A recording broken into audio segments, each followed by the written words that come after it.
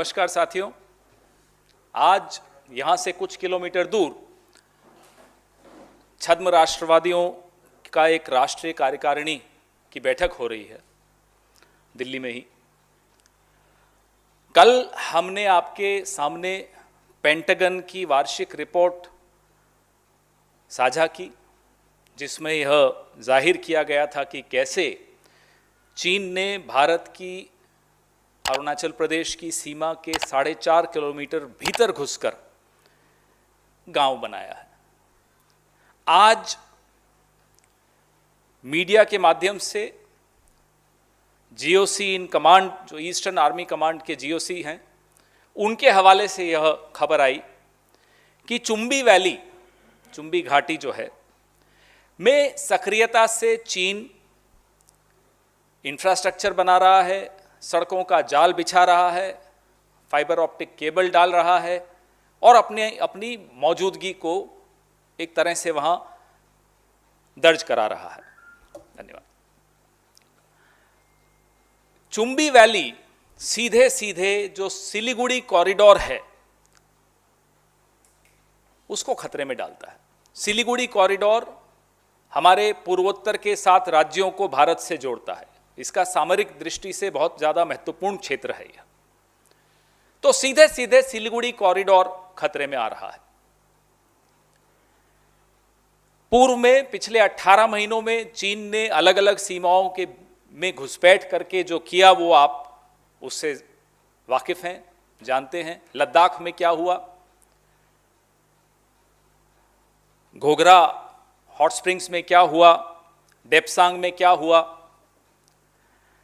और पिछले महीने उत्तराखंड में कैसे बाराहोटी में घुसपैठ करके हमारे पुल तोड़ के चीन की पीएलए वापस गई। दौलत बेग ओल्डी सेक्टर में जो हमारी हवाई पट्टी है वो सीधे सीधे चीन की तोपों की रेंज में आ गई। ये पिछले 18 महीने में हुआ। चीन तिब्बत व नेपाल बॉर्डर को जोड़ते हुए एक हाईवे बना देता है, भारत सरकार चुप रहती। चीन भूटान के साथ सीधे संवाद करता है, अपने संबंध बनाता है, एमओयू साइन करता है, नक्शे अप्रूव करता है, भारत सरकार चुप रहती है। ये मैं अभी पड़ोस की बात बता रहा हूं आपको, हमारे पड़ोसी देशों की बात। चीन श्रीलंका में बंदरगाह ले लेता है, भारत सरकार चुप रहती है। चीन मालदीव्स में द्वीप हथिया लेता है और वो द्वीप हथियाने से हमें खतरा है। सीधे सीधे भारत के विपरीत जाती है ये बात, लेकिन भारत सरकार चुप है। चीन पाकिस्तान के ग्वादर पोर्ट को हथिया लेता है, भारत सरकार चुप है। चीन पाकिस्तान के अलावा मालदीव्स, भूटान, नेपाल, श्रीलंका, इन सब में सक्रिय हो जाता है, हमारे सामरिक हितों के खिलाफ सक्रिय हो रहा है। भारत सरकार चुप है और जब भारत सरकार बोलती है तो क्लीन चिट दे देती है। यह हुई पड़ोसी मुल्कों की बात। लद्दाख, सिक्किम, उत्तराखंड, अरुणाचल प्रदेश और अब सिलीगुड़ी कॉरिडोर। अब भी भारत सरकार चुप क्यों है? हम इन छद्म राष्ट्रवादियों से यह आह्वान करते हैं कि आज मुंह खोलें और देश को बताएं, देश के सामने सच बोलें। क्लीन चिट वापस लें। कल ही हमने मांग की थी, आज हम मांग करते हैं कि आपकी राष्ट्रीय कार्यकारिणी की बैठक चल रही है, इसमें आप साझा कीजिए असली जानकारी। देश को चारों तरफ से जो चीन का खतरा आ रहा है उसमें आप क्या करने वाले हैं, कब बोलेंगे, क्या बोलेंगे? आज हम आपके माध्यम से यह आह्वान उनसे करते हैं। उस क्लीन चिट का इतना भारी नुकसान हुआ, मैंने अभी वो नुकसान आपके सामने गिनाए हैं, और भी कई नुकसान हैं, लेकिन व्यापार फिर से पटड़ी पर आ गया है चीन के साथ। 67% बढ़ गया है 6 महीने में। ऐप जिनको बैन करके बड़ी पीठ ठोकी गई थी एक दूसरे की, सब मंत्रियों ने प्रधानमंत्री की पीठ थपथपाई कि साहब ऐप बैन कर दी। वहां मैप पे हमला हो रहा था, बैन ऐप की जा रही थी। आज वो ऐप पे भी बैन कहां है, मुझे बताइए। तो इसलिए इनका छद्म राष्ट्रवाद सीमाओं पर उसका ज्वलंत उदाहरण आपको चारों तरफ दिख रहा है। यह है इनका राष्ट्रवाद, जिसमें राष्ट्र की सीमाओं की कोई चिंता नहीं है। लाल आंखें देश के भीतर पत्रकारों को दिखाई जाती हैं, एक्टिविस्ट को दिखाई जाती हैं, विपक्ष को दिखाई जाती हैं। वादा किया था लाल आंख देश के दुश्मनों को दिखाई जाएंगी। उम्मीद करता हूं आपके माध्यम से इन छद्म राष्ट्रवादियों पर आज कोई दबाव पड़ेगा और चीन पर प्रधानमंत्री दो चीजें करेंगे। एक तो क्लीन चिट वापस लेंगे, दूसरा चीन के ऊपर कड़े से कड़े शब्दों में कुछ बात कहेंगे, कोई वक्तव्य देंगे, जिससे देश को यह भरोसा हो कि देश सुरक्षित हाथों में है। वो भरोसा खत्म हो चुका है। The pseudo nationalists are holding a national executive today, some few kilometers from here in Delhi. This is an occasion on which we want to ask these pseudo nationalists, will you open your mouth and say something on the growing threat of China across all our borders? Yesterday we shared the Pentagon report, the annual report of Pentagon with you, in which it was exposed how China entered into our territory in Arunachal Pradesh and constructed a village, a dual-use village. Not just a residential village, it's also a military cantonment. It serves as a cantonment also. Today we read in the media, the GOC in command, the GOC in chief of the Eastern Army Command, has said that China is getting active and building infrastructure and roads and highways in the Chumbi Valley. Chumbi Valley directly affects and threatens the Siliguri corridor, the chicken's neck, which connects our 7 northeastern states with India. That's the strategic importance of the Siliguri corridor. Over the last 18 months, we have seen how China has intruded upon Ladakh in our territory, Arunachal Pradesh, Uttarakhand. They entered, destroyed our bridge and left. And now the Siliguri corridor is also endangered. The Prime Minister doesn't open his mouth, doesn't listen to these voices from experts, from veterans, from media, from opposition. And when he does open his mouth, he issues a clean chit to China. The massive price that the country has paid of that clean chit will go down in history as the biggest blunder of this Prime Minister. Therefore, today, on this occasion, when these pseudo-nationalists are assembling here, we draw upon your attention to the fact that China is increasing its influence across all our neighboring countries. With Bhutan, they have entered into a direct dialogue. Never before it has happened. There is an MOU signed between Bhutan and China. They are sharing maps. There are villages being constructed in Bhutanese territories. Islands are being taken away in Maldives by China. Port, the Colombo port in Sri Lanka. The highway connecting Nepalese border with Tibet. These are some of the examples of the growing influence of China around our country with our neighbors. Maldives, Bhutan, Nepal, Pakistan, Sri Lanka. And when it comes to our own territory, we have been sharing all those details with you, whether it was Daulat Beg Oldi sector, where our airfield comes in the range of their artillery. Whether it's the Depsang Valley, whether it's Hot Springs, whether it's Ghogra, whether it's Arunachal Pradesh.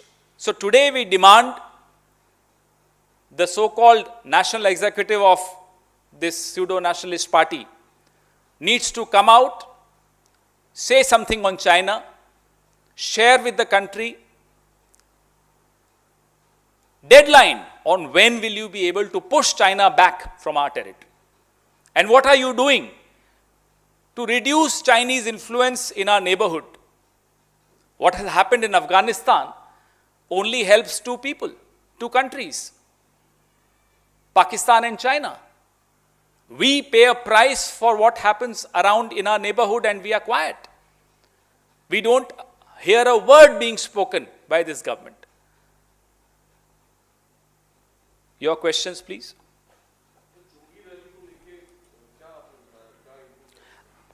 आज GOC in chief के हवाले से अखबारों में छपा है कि Chumbi valley में चीन सक्रियता से रोड्स बना रहा है और इंफ्रास्ट्रक्चर खड़ा कर रहा है।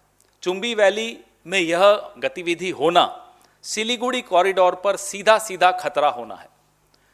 और सिलीगुड़ी कॉरिडोर सामरिक दृष्टि से बहुत महत्वपूर्ण है, क्योंकि 7 पूर्वोत्तर राज्यों को हिंदुस्तान से जोड़ने का यह काम सिलीगुड़ी कॉरिडोर करता है। जी जी।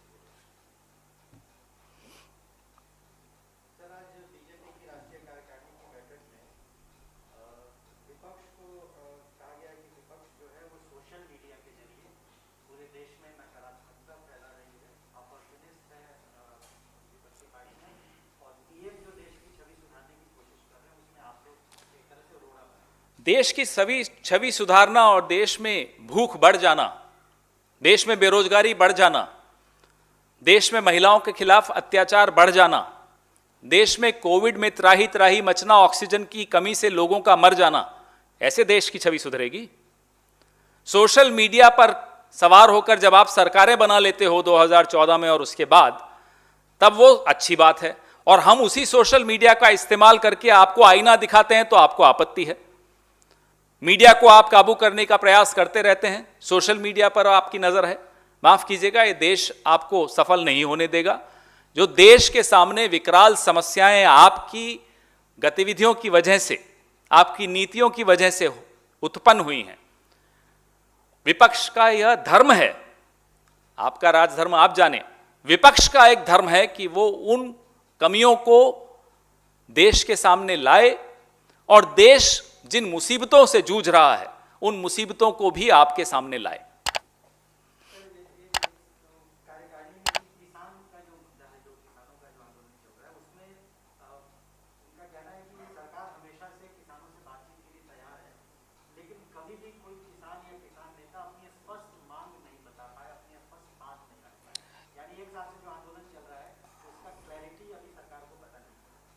ये बहुत ही हैरानी की बात है कि ऐसी मूर्ख सरकार है जिसको ना सुनाई दे रहा है कुछ, ना दिखाई दे रहा है कुछ। देश का बच्चा बच्चा जो अखबारें पढ़ता है, टीवी देखता है, वो जानता है किसानों की एक मांग है कि काले कानून वापस लो। ये एक लाइन अगर सरकार को सुनाई नहीं दे रही तो इस सरकार को बने रहने का अधिकार खत्म हो चुका है। इसी वक्त आज शर्म आनी चाहिए इस सरकार को कि उन्हें यही नहीं मालूम किसानों से क्या बात हुई है। 9-10 राउंड आपकी बात हो चुकी है, आपको मालूम नहीं किसान क्या चाहते हैं। विपक्ष की आप सुनते नहीं है, मीडिया आप देखते नहीं है, टेलीविजन के वही चैनल देखते हैं जो आपकी राग अलाप रहे हैं। सीधी सीधी एक लाइन में किसान बार बार बोल रहे हैं कि काले कानून वापस लो। इन्हें समझ में नहीं आ रही बात। यह एमएसपी को कानूनी जामा पहनाओ, यह बात नहीं सुनाई दे रही। 22 जनवरी को प्रधानमंत्री ने कहा था कि एक फोन कॉल में समाधान निकल आएगा। अब क्या शिकायत कर रहे हैं कि बातचीत नहीं कर? बातचीत करने का जिम्मेदारी आपके पास है।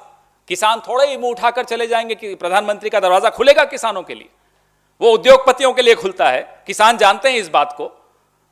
वार्ता करनी है, गंभीर है तो जाइए किसानों के बीच में जाइए। ये सेंट्रल विस्ता का भ्रमण करने घूमने निकल आते हैं आप, अमेरिका चले जाते हैं आप, जूते पहन के मंदिरों में घूम रहे हैं आप, किसानों के पास जाने की आप में हिम्मत नहीं है।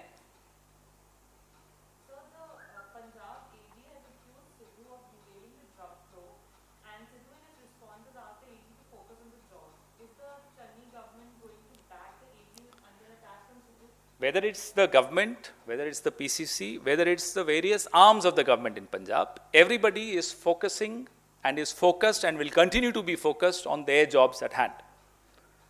The responsibility of the central leadership through its General Secretary is to ensure this, and that is being done. Another question, Punjab has just announced reduction in petrol and diesel prices. Other publications say... Well, some parties reduce prices after losing elections. Some reduce prices before winning elections. That's what has happened in Punjab. That's what will happen in other states soon. It's being discussed.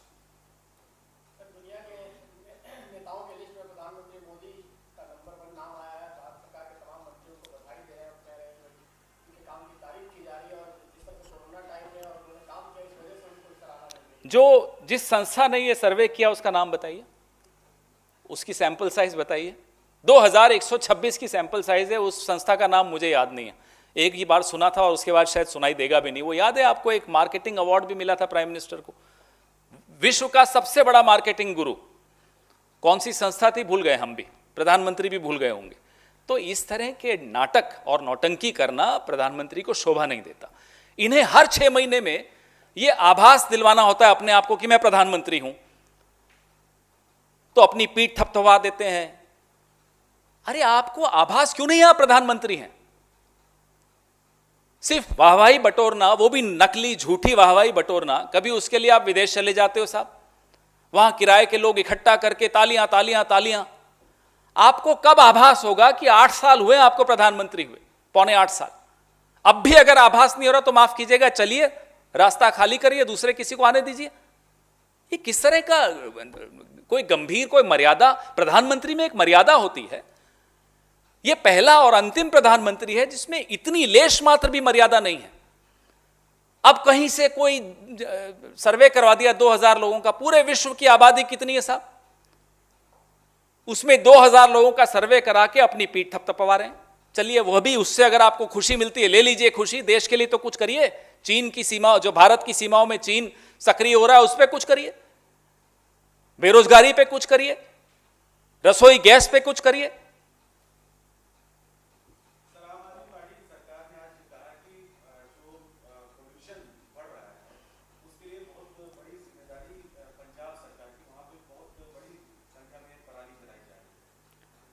Punjab में चुनाव में जब ये जाते हैं, वहां बोल के दिखाएं पराली, फिर बात करते हैं इनसे। दिल्ली में खड़े होकर पंजाब के किसानों को गाली देना, पंजाब में खड़े होकर दिल्ली के पटाखे जलाने वालों को गाली देना, ऐसे सरकारें चलती हैं।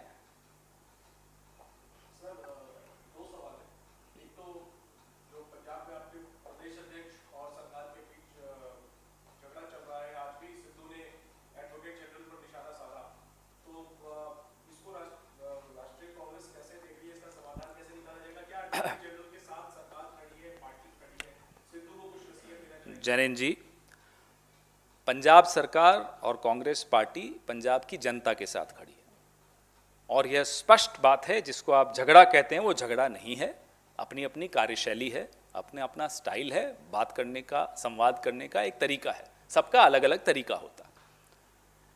पंजाब की जनता के हितों की रक्षा करने की जिम्मेदारी पंजाब सरकार की भी है और पंजाब प्रदेश कांग्रेस कमेटी की भी है, और इस जिम्मेदारी से न सरकार बच के भागेगी, न हमारी संस्था बच के, हमारा संगठन बच के भागेगा। दोनों मिलकर कंधे से कंधा मिलाकर इस जिम्मेदारी को निर्वहन करेंगे।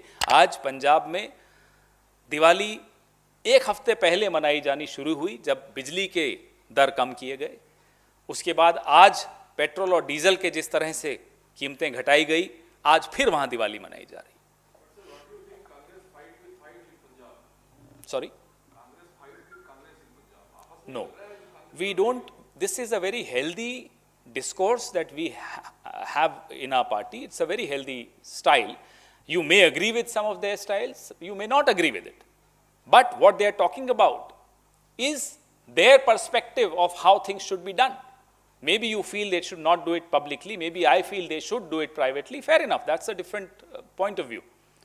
But each one of us is concerned for certain issues, on certain issues which are being addressed.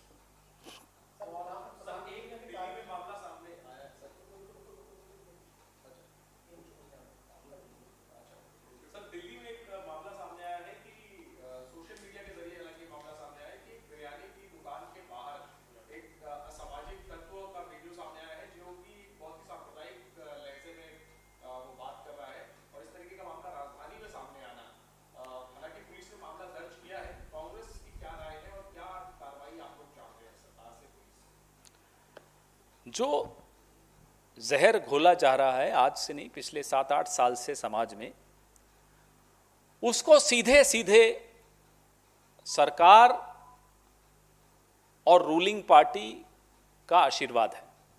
इसमें किसी को कोई संशय नहीं होना चाहिए। कभी मेहंदी लगाने वालों पर आपको आपत्ति हो जाती है, कभी फल बेचने वाले को पर आपको आपत्ति हो जाती है।